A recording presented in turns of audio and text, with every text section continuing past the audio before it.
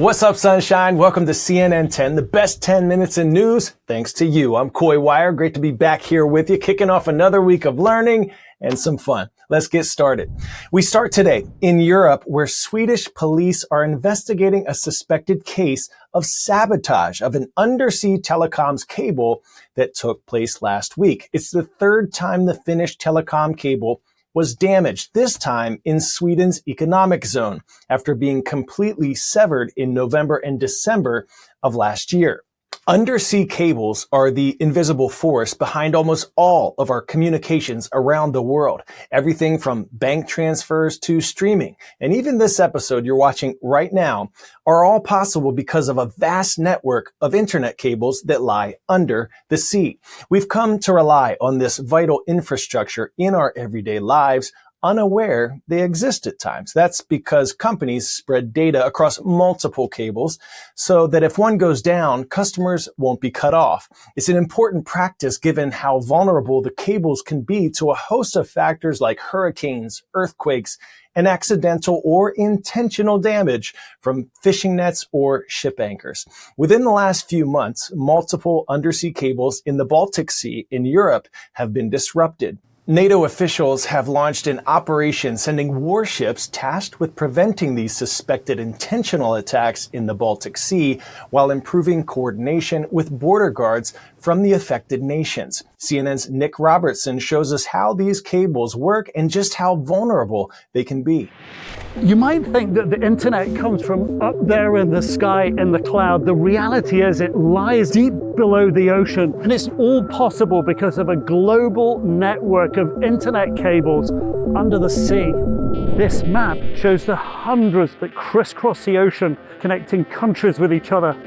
According to NATO, 1.3 million kilometers of cables carry $10 trillion worth of financial transactions daily.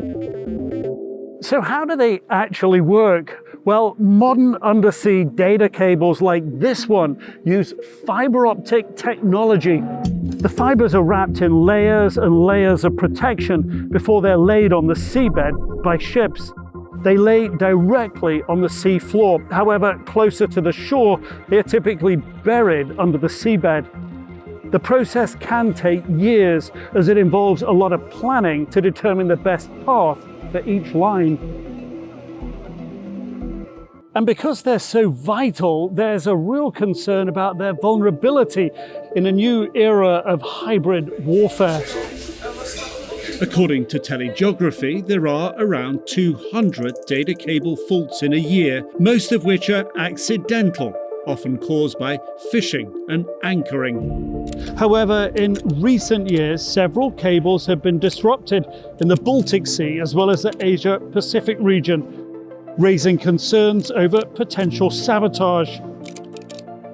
Beyond the physical vulnerability, these cables are also susceptible to surveillance. During the Cold War, the US tapped Soviet undersea cables to intercept communications. So what happens if a cable is cut? Repairing a cable is costly and time-consuming. According to the International Cable Protection Committee, it costs between $1 and $3 million to repair a cable. It can take several months to fix a broken line. While most companies operate several cables, so if one of them breaks, they've got a backup, a serious failure could take down the internet for a whole country. And a coordinated attack, that could affect services across the whole world. Pop quiz hotshot. What percentage of Earth's oxygen is produced by the Amazon rainforest? 5%, 10%, 20%, or 50%?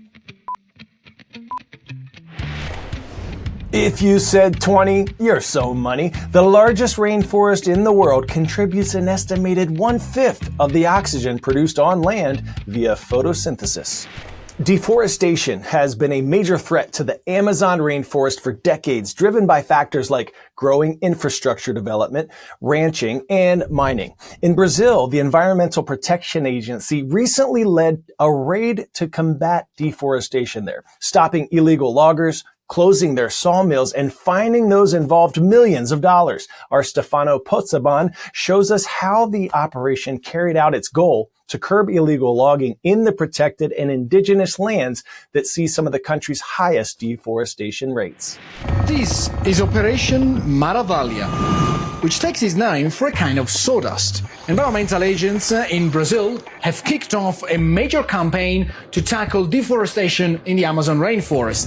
The government told Reuters that the operation should be the largest of its kind in 5 years, as they granted the agency rare access to this timber raid you are seeing now. Officials say more than 5,000 truckloads of illegal timber were seized in the last few weeks, and most of it comes from some of the most heavily logged regions in the Amazon rainforest. Since taking back the presidency in 2023, the Brazilian president Luiz Inácio Lula da Silva has promised to tackle deforestation, which was surging under his predecessor Jair Bolsonaro. And Lula has made progress. Deforestation in the Amazon fell to its lowest level in 6 years, plunging 66% year on year in July of 2023. On the other hand, critics point out Lula's investment in fossil fuels, which include his recent push for offshore oil drilling near the Amazon River, which is one of the most biodiverse regions in the world. Brazil has also announced its intention to join OPEC+, a group of oil exporting nations, which signals the country's evolution into a key oil producer. And this is happening just 9 months before the country hosts the United Nations Environmental Summit. Lula has said before that the oil revenues can speed up the transition to clean energy, but fossil fuels make up the bulk of planet heating pollution, while the other main source is changes in land use, which include deforestation, and this is the fine line Brazilian authorities are currently trying to balance.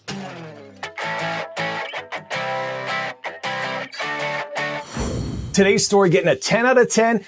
Flying taxis of the not-so-distant future. A UK-based company is working to launch a new mode of urban transport in cities across the world by the year 2030. It says these flying machines will be safe, low noise, zero emission, and nimble enough to fly through city airspace, and that they won't cost much more than traditional taxis, Ubers, or Lyfts. Our Max Foster visited the hangar in Bristol where these flying rides are being tested out.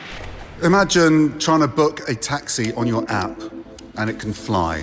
Well, it is a plan. And this is what the vehicle will look like that arrives. It's an electric, what did we call it? Is it a helicopter? Is it a plane?